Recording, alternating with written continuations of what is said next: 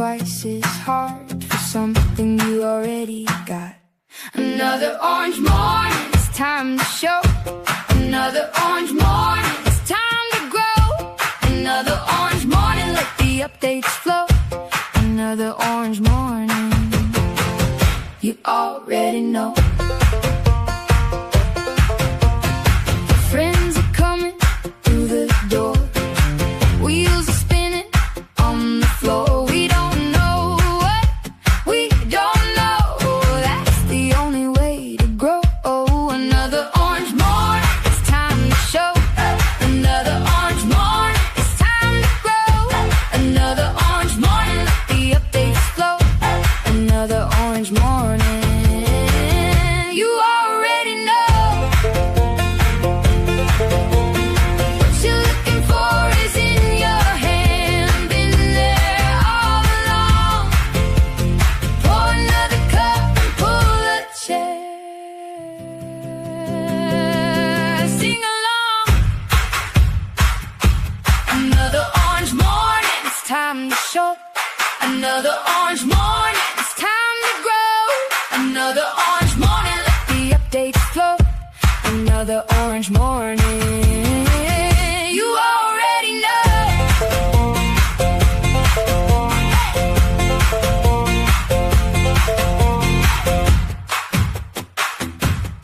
Hey!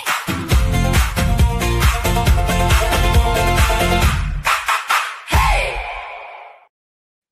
Good morning, HubSpot Nation. Welcome to another Orange Morning. It is Wednesday, July 29th, 2026. Here with Zach Hussion.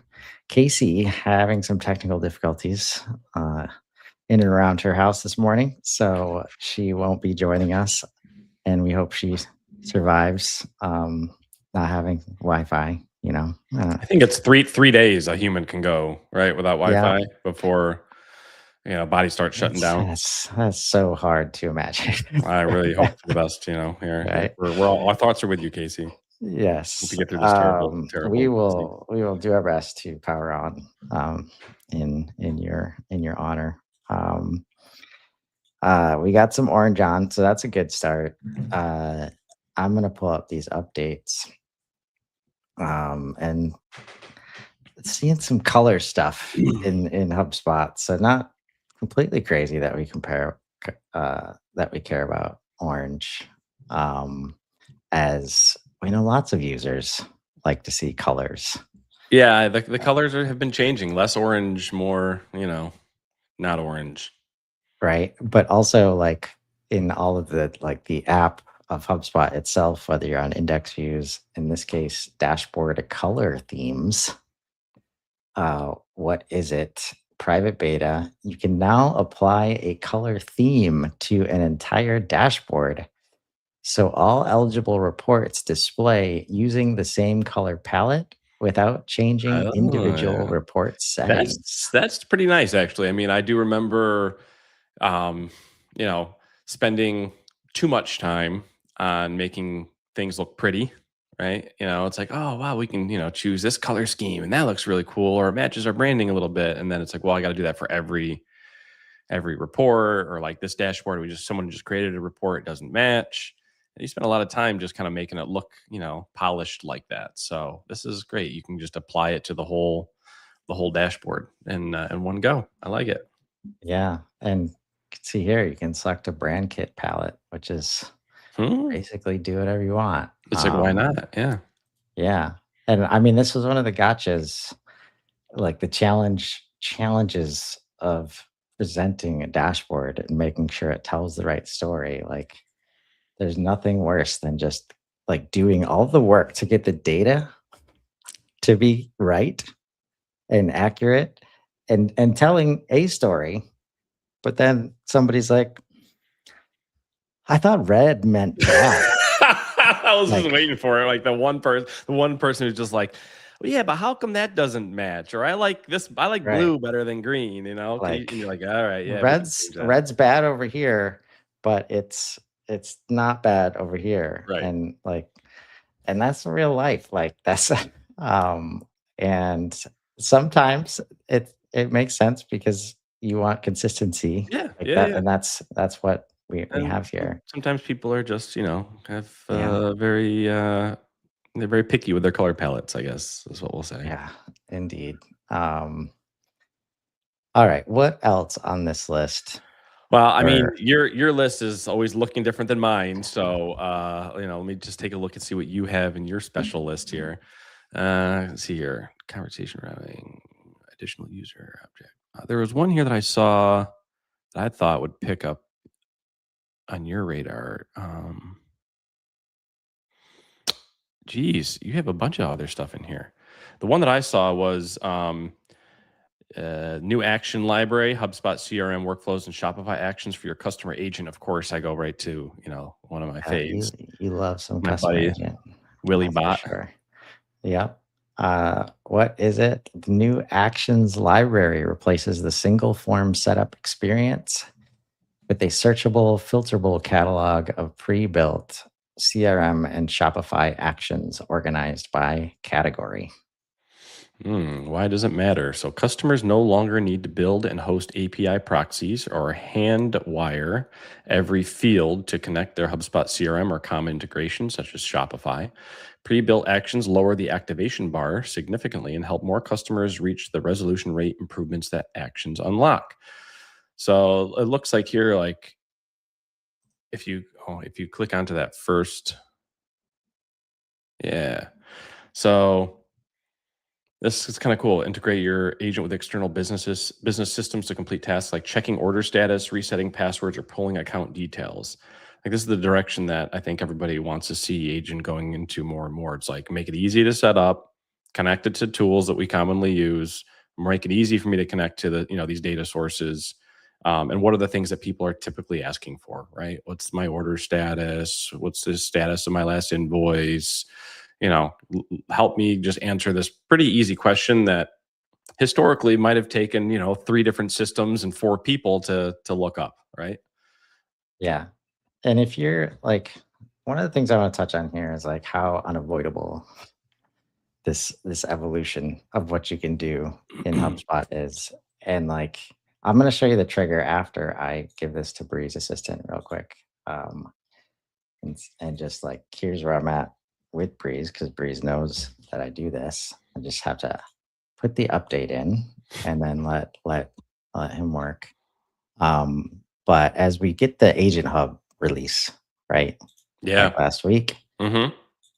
anybody like in the org, let's say, I mean, it's very likely for somebody that you're not expecting to be like, oh, Agent Hub, like let me go check that out, and maybe um, I know that I've given the marketing team permission or budget or license to go be awesome at AEO, right? Mm-hmm. And I see that over here. And then my eyes wander over here to customer agent and it's not activated yet. And depending on the org, either I'm high enough and important enough to just hit that button, or I'm be like, hey, Zach, what's this customer agent? Like, should we be using it? Tell me everything you've ever learned ever about customer agent, and then tell me whether or not it's going to be good for our business and how much it's going to cost. Right. Right. Uh, Well, it's good for the now business. Yeah. easier The cost than, though. right. It's now easier than ever to solve for that moment if you involve like the conversation with Bree's assistant, right? Which is just like why it matters. Okay, like if you want, I can help you pick the best 3 to 5 actions to implement first for your use case, right? So you're gonna give it a use Yep, case or just say yes? right. Does And it then already whatever kind of know your use case at this point or no? it knows my business, right? Right. Like, and that's the part that I like. This is why I only have to like just input an update. Like I've done that a few times now, and like the first couple times, I was like, "Hey, what do you think about this update for our portal? Like based on what you know about our business, right?" Mm-hmm. And Like, so I as just it learns, okay. right? The key is like the hard part of that exchange, which I think is happening, like no matter what the AI tool is, and that's why I say you can't avoid it. Like anytime somebody sees AI in HubSpot, whoever's seeing that, if they haven't heard about it before, they're going to ask a question about it. Like I would love to have Zach get good at saying, "I'll just go ahead and ask Breeze, and it'll let you know, right?" But before that, it's like, how do we serve that interest, that excitement, in a way that's like, "Nope, yeah, boss, yeah, we'll get that set up."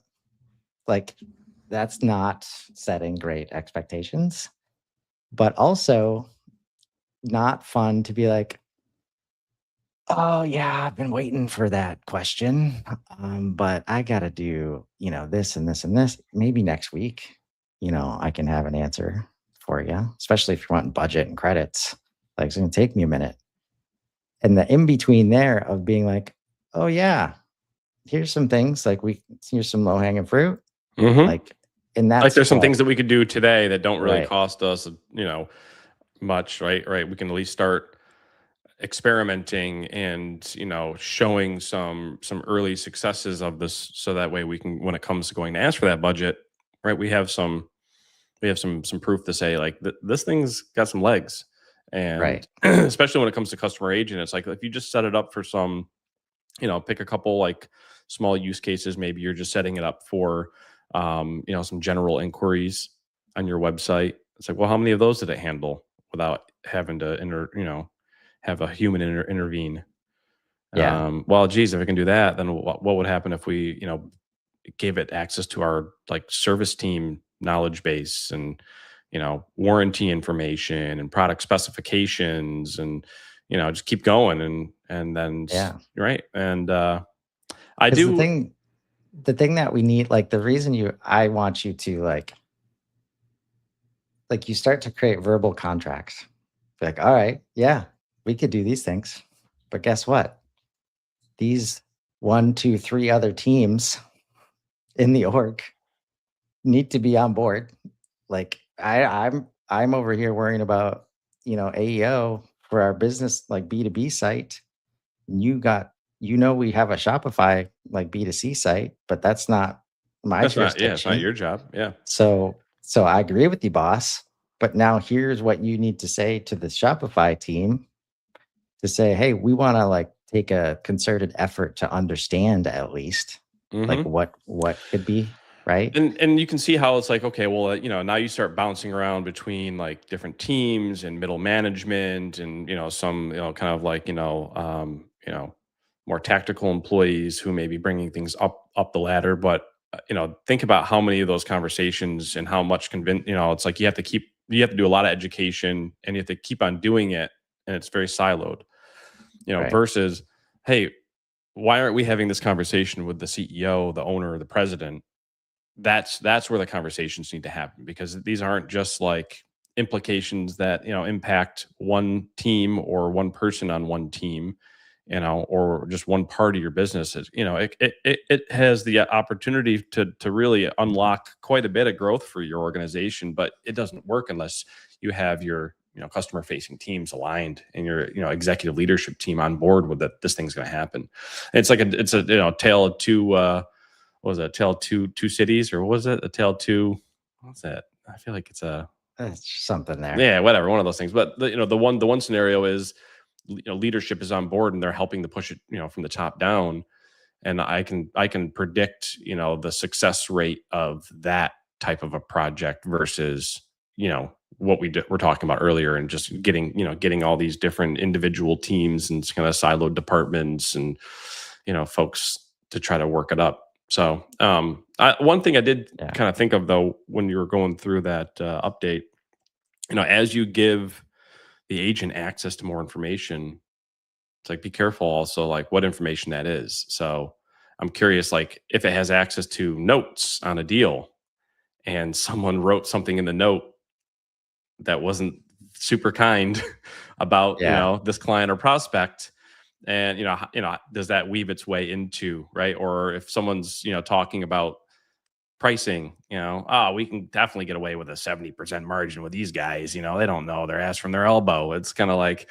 yeah, like we don't want that trickling in there. So anyways, Oh, I could talk about that stuff for a while. Let's see what else we got going on here. I can only imagine it's like, hey, Zach, thanks for stopping by the website. It says here, you might have some issues between your elbow and your ass. Right. Like, Sounds happy to like, help you with that. yeah. Sounds like you've been having a lot of issues with, your dog, Oh, right. peeing and pooping everywhere. Yeah. That's a whole other layer, of which one of these are customer facing and which one of these are internal. Right. And like test. Yeah. Crawl, walk, run. We get it, right?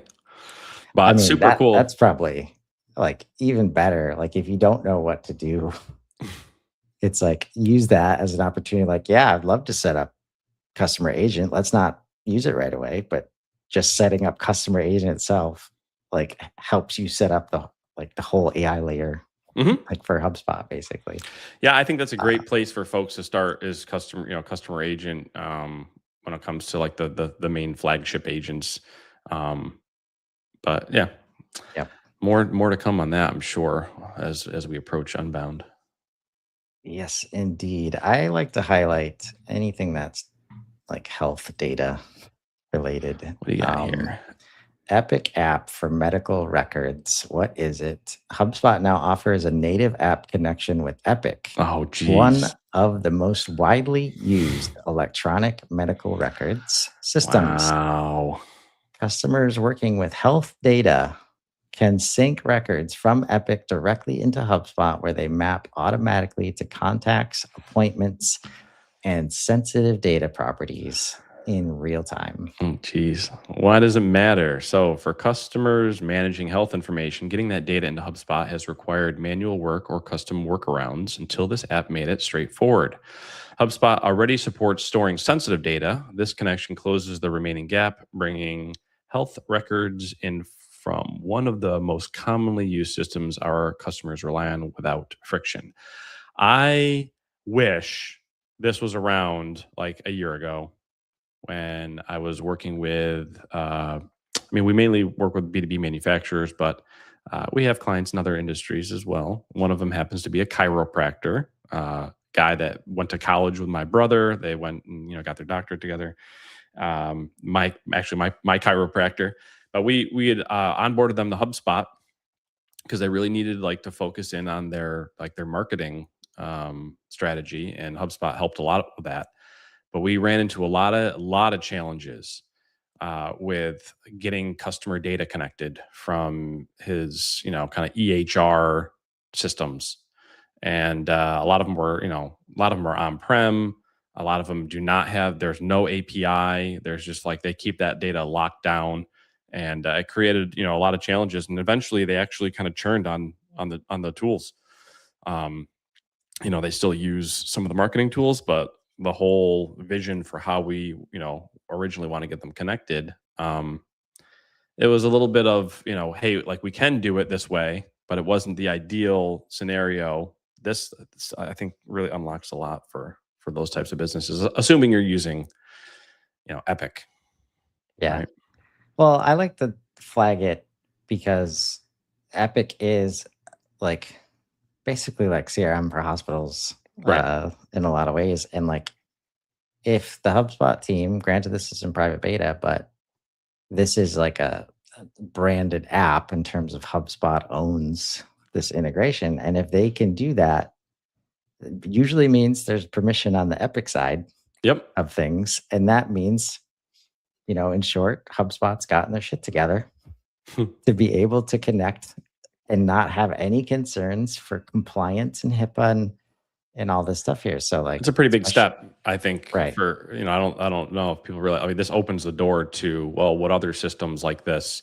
And then there was another update recently too, where I saw I think you could people who had Department of Defense kind of emails could connect to HubSpot as well now. So there's definitely a part of that market out there that says I'd love to use HubSpot, but I can't.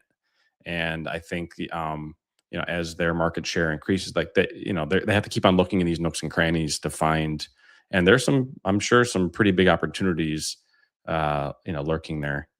So this is cool. Yep. Indeed. I am interested. I know we've already talked about customer agent, but I Remote MC. Which one are you looking at? like Oh, that one. when it's general like this, like have customer agent help any Conversation. Like, what could we mean That there? leaves the door wide open. What is it? Support agents can now manually assign conversations to customer agent from the help desk or inbox ticket owner dropdown, allowing AI to take over the conversation. Interesting. Why does it matter? Human agents need a way to selectively hand off conversations to customer agent when they identify issues that the AI can resolve, enabling more flexible triage and better workload management for high volume support teams. This change lets agents route standard or repetitive queries to AI without leaving the workflow,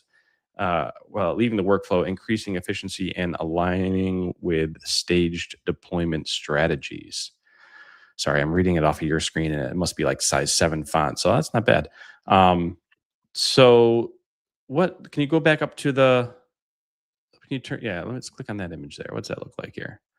So basically, like you're in like a ticket, help desk kind of scenario. You received a phone call or an email or a chat or something that you were assigned. Maybe the questions started getting kind of basic, or you're like, it's a tire kicker kind of a situation. I'll just hand you off to the agent, and let them just deal with you. I know. Let's talk through this for a minute. Because all of the effort and focus up to now is like, how do we hand off and when do we hand off to humans? Yeah. Agents to humans. Now we're going the other way. Right. And like, what would this have to look like to feel okay on the other side of the conversation? I'm thinking like if a ticket comes in and the humans assess that it needs to be an agent, like that's a pretty easy handoff to just assign the agent, and then the whole conversation that is with the human is between human and agent. But like if I'm in the chat with Zach, like how does Zach hand me off to an AI agent? So like what happens is it like it's like Zach has left the conversation, and then it's like, hi, I'm Zach's agent. Right? And it's like someone's like, damn, like you really didn't care about me too much. Or here's like the other scenario would be something like all of a sudden, like Zach was a little less grumpy and his grammar was perfect. And he's like, it just doesn't sound like the same Zach anymore. Like what happened? So right. Because so let's look at the how does it work real quick. Because so go to help desk or inbox thread view, open the ticket owner drop down on the conversation thread, select your customer agent from the assigned to customer agent list. Customer agent appears with an AI badge and a uses credit tooltip. If no credits remain, customer agent is grayed out and disabled with the tooltip explaining why. Behavior after assignment. If the latest message is from the end user, customer agent responds immediately. If the latest message is from a human agent, customer agent waits for the next user message to reply. Okay. But still, doesn't give me anything about what does it look like? I'm gonna have to, this would be one to test out for sure. But we have to, as a business, you gotta if I'm expecting a conversation, if I've been in a conversation with Zach, like Zach has to be very strategic about what the situation needs to be for me to get a communication that I'm about to be, that it makes sense for me to talk to an agent now, and I'm going to be okay with that. So that's what this message needs to be. If latest message from a human agent needs to be like, hey, you're better off, or it's going to be way better for you to talk to an agent than to talk to an Zach. agent. Yeah. And then, But I don't like, want to talk to customer- an agent. right. And the customer agent's waiting there. And if like it's an affirm, like It might be something like, hey, you know, due to like, you know, support volumes right now, you've been handed off to an agent. And there's got to be a way for it to, you know, for you to be like, well, no, human. And then we get into like this game of ping pong where it's like, what happens Right. if the agent started the conversation, then it hands it to a human, the human picks it up for a little while and they're like, gosh, you know, screw this, I'm going to hand it back to the agent. And then the agent takes over and then the person's like, I can tell I'm talking to an agent right now and I'm not getting the answers I need. Put me back in touch with a human. Like where does that game stop? Because, you know, you bounce me around between a human and an agent a couple times and I still, you know, it's like, all right, like also, one time. yeah, if the expectation is that like the humans who are getting these requests from the agents are supposed to do their human thing, but now they have this crutch that they can lean on to be like, yeah, I'm just gonna kick it back over to the agent, right? I think it's like it creates just a whole new set of challenges that we never had to worry about, which is just, and which we did have to worry about, but in a different way, right? It's just customer experience.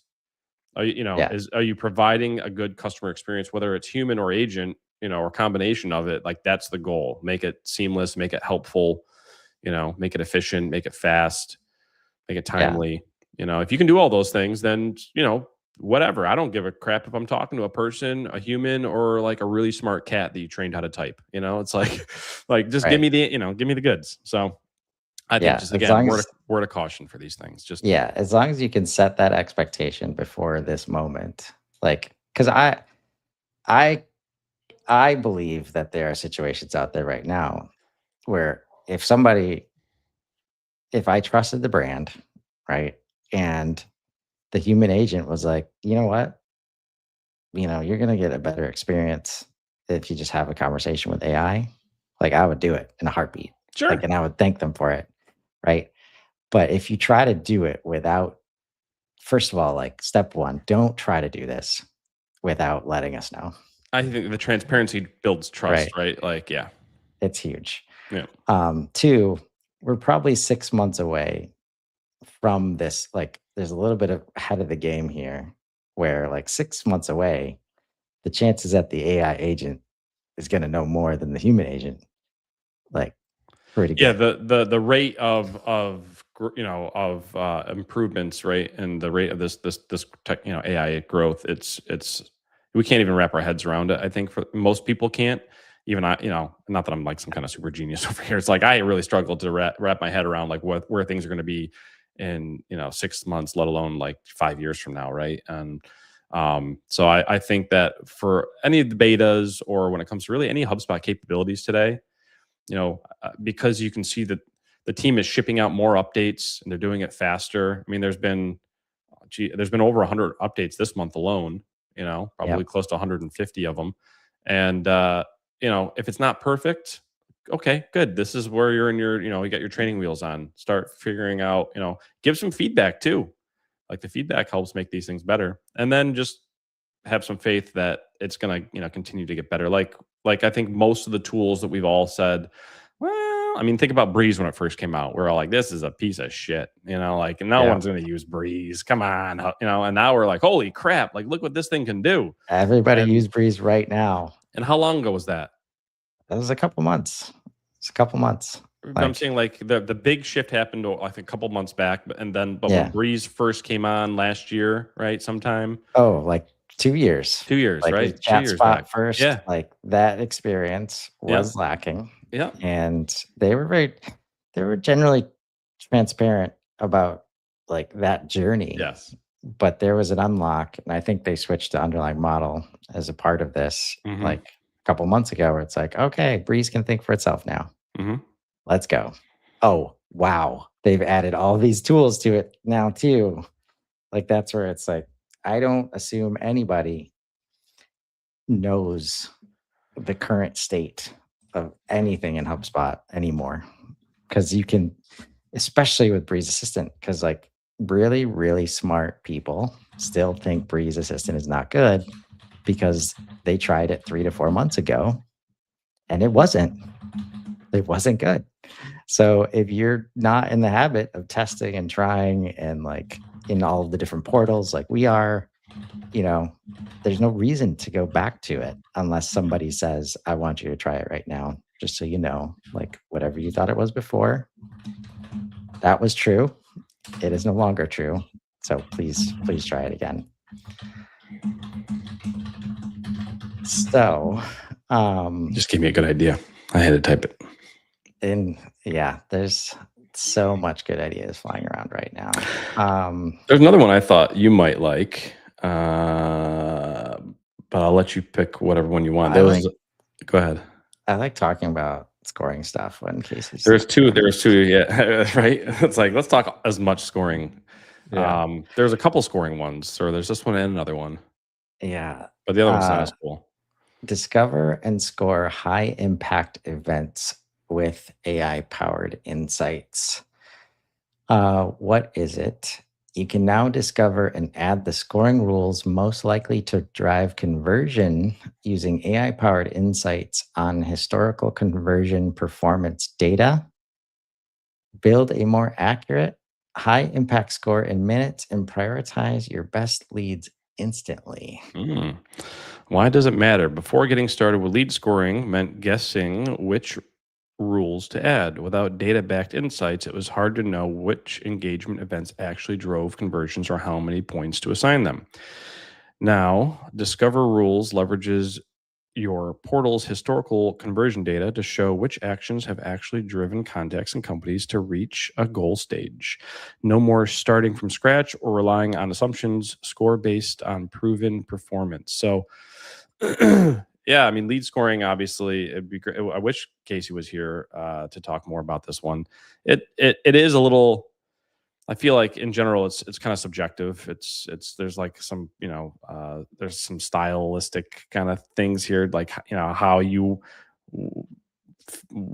there's just a lot of ambiguity. How do you, who says, oh, opening an email is worth 2 points? Well, why isn't it 5 points? Why isn't it 10 points? So when you go through the traditional like lead scoring or fit scoring, it's, the team's kind of aligning on what's more important than something else, and then how do you weigh that based on a point system out of 100 points, 1,000 points? How do those points decay, right? Like, do you count it once? Do you count it multiple times? And then it's a lot. You can spend a lot of time kind of tweaking that stuff. So I'm curious to see like how quickly this gets you there, and without what effort, Yeah, and the key is like, especially with all this AI stuff, and like, I am every single product manager that I talk to, like, don't make it so plug and play. Like, if I'm seeing this right, where like if AI is involved, have a conversation like with AI first. Like, don't hit a button and just be like, oh, this looks good, launch it. Like if because like Riley talked about how much of an upgrade Breeze Assistant got, and like the ability to talk to Breeze Assistant for this very reason of like, help me understand what the data looks like, where conversion patterns are, like who should be scored at all. Okay, how are we going to score them? What properties should we be using? Right? Very powerful to be able to do that in an AI assisted way. Right? But since you're in conversation mode, you can move through nuance and understand, oh, that would be a good idea, but it's only 10% full of data, right? Versus like you get some of that here. And if you just add to score, it can create like a tech debt burden, like that you think you now have to fix that score and dive in. Whereas if you would have just had that conversation with Breeze about that same rule to say like, hey, I like this suggestion. Let's talk about it. Like what needs to be true for it to be a great suggestion and us to implement it and have it be maintained, right? All of these things that go into why lead scoring has been such a challenge, like for most orgs. Like, how do we make it more objective and less subjective? Like all of these things. And then noting like the supported types, right? If you do anything a little bit differently in your portal and it doesn't see that, right? It's not going to understand that gap in context. And that's why at this point where if it's just add to score and you don't have a chance to add that context in, you know, just again, be careful. Be Yeah, careful. it would be nice if for some of these, tools or capabilities, whatever they're unlocking, whether a beta or if they're actually out there and they're public and published, instead of kind of like reading a knowledge base article or like the kind of how to and going through HubSpot community and doing whatever, right? You're like, how to have people set this up again. Hey Breeze, I want to set up scoring for Hush. Where do you suggest we start, right? And can you help me like put together this thing, but almost having it built into the tool, so it's like Right. instead of like just having drop downs and filling out this stuff, it's like, okay, have Breeze ask, and I think it's ask me the questions that I don't know to ask myself, Right. and lead me through this process so that it comes out good. And I was funny, I just in my Hush portal, hey, can you help me set up lead scoring for Hush? And it's like, yeah, I'll set up these 2 simple things for you. And then it like gave me like, yep, set up a company fit score, set up a contact engagement score. And it gave me like for the company fit score, add points for these things, subtract points for these things, same thing for the engagement score. And it kind of gave me like basically, what this AI capability is kind of doing right here in Breeze. Like this is how you should score it. Yeah. That's what I've asked for. Like this plan with Breeze here is the first time I've actually seen it like in the portal. Is this for like right? the building an agent though? No, this is just like I think if you click it, it says automation. Or it brings me into my last Breeze conversation, which is not. It's interesting. the It looks like it wants to like help you like It's this, like right? build an. Oh, there you go. I just want to Yeah. create an automation. So Right. but that's like a So- workflow automation, not a agent automation, though, right? Well, they're trying to make that, One and the same. what we need is tell us what you're trying to solve for. And then it's like agent path or workflow path. Or maybe a Virgin with combination of Virgin with both, yeah, exactly. Right? But really what we're talking about is like, give me that button here. Yeah, that's what I'm saying. Like Right. have it before I can even click, just like mindlessly click add or do this thing or yep, that's good. At least give me like a hey, we reviewed what here are a couple of questions that you might or things that you might want to look at before you say okay. Are you sure you want to say okay? Right. But also like before you even get to that point, hey, let's guide you through how to set that up. I think that'd be a great, and they could add that little button to so many tools. And then Right. we won't have a job Because we're one day. getting that here. Well, I mean, we're gonna have a job as long as people don't know how easy it is to just go. We'll have ask a AI job a forever. question. That's right. the case. Yeah. Yeah. Because like there's all these moments, and this is usually what I give to product managers as like a really great example. It's like the way that the next suggestion button, like if I were to click this, it would open up a Breeze conversation. Like every time, like whenever AI do the thing for me is the option, just, and I know that it's what they're developing towards. But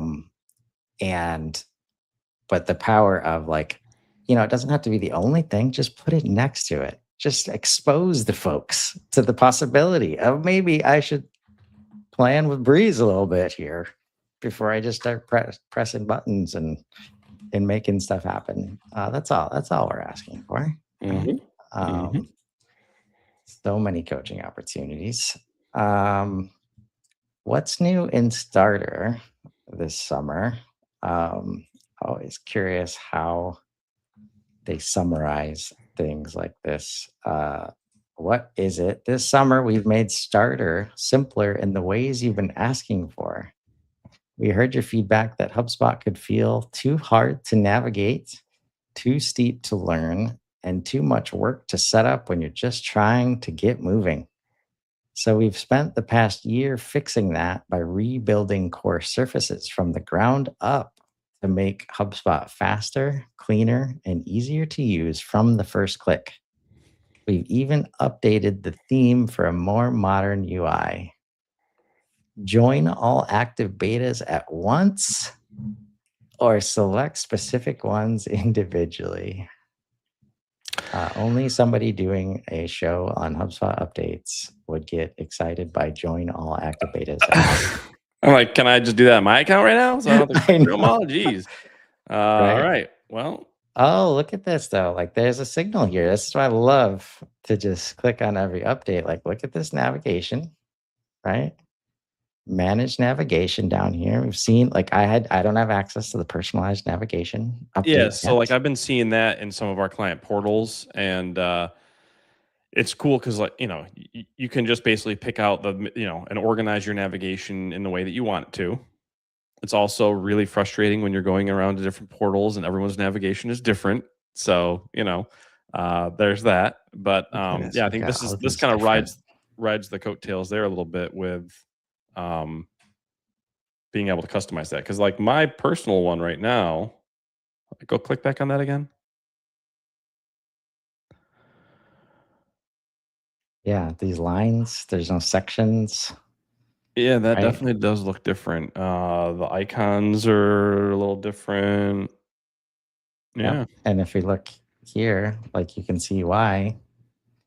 Like there's sections here. And again, like just like they go from enterprise down sometimes, they often start like dripping experiences out on free and starter portals because there's less exposure, less risk, like all those things when you're selling, high dollar products. And then like once it's working there, it's like, all right, taking it into, professional enterprise now. So this goes live July 30th.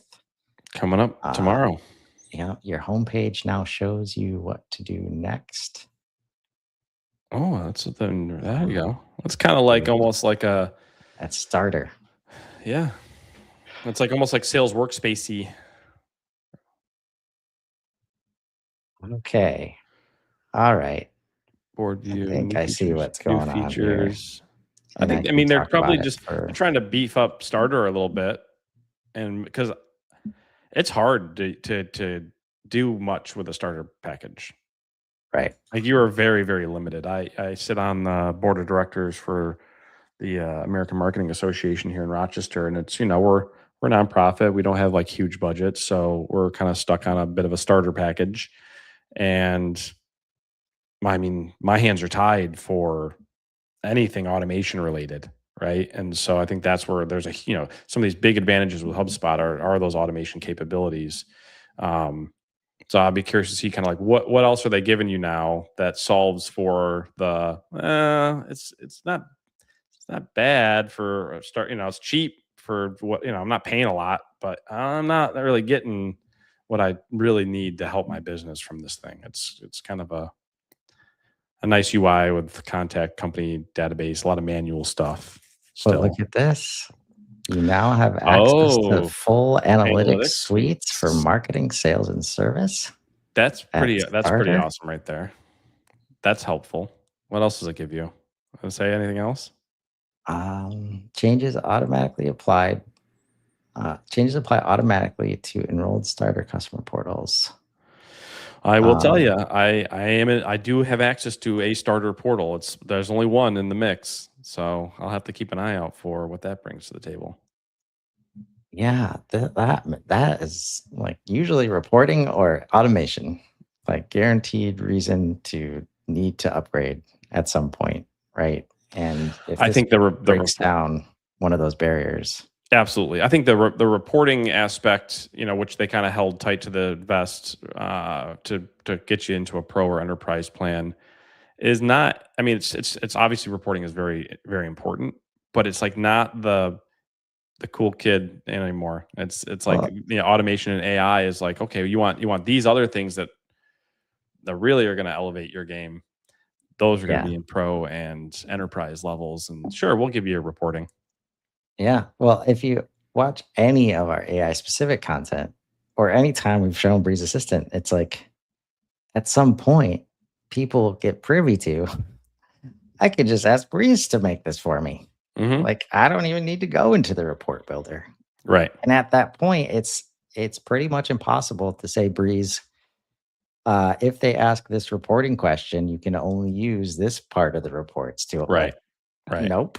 Right. Right. So seeing stuff like this start to come down makes a ton of sense. By the way, like as long as you got your data right, like don't even worry about the analytics suite. Just keep asking Breeze. Like you'll be all right. This is true.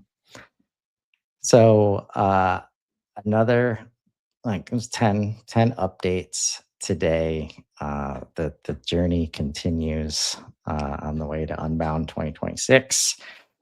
As always, thank you so much for joining today, Zach. Yeah, man. And everybody have a great rest of your Wednesday. We'll see Thanks, you next bud. time. See you next time.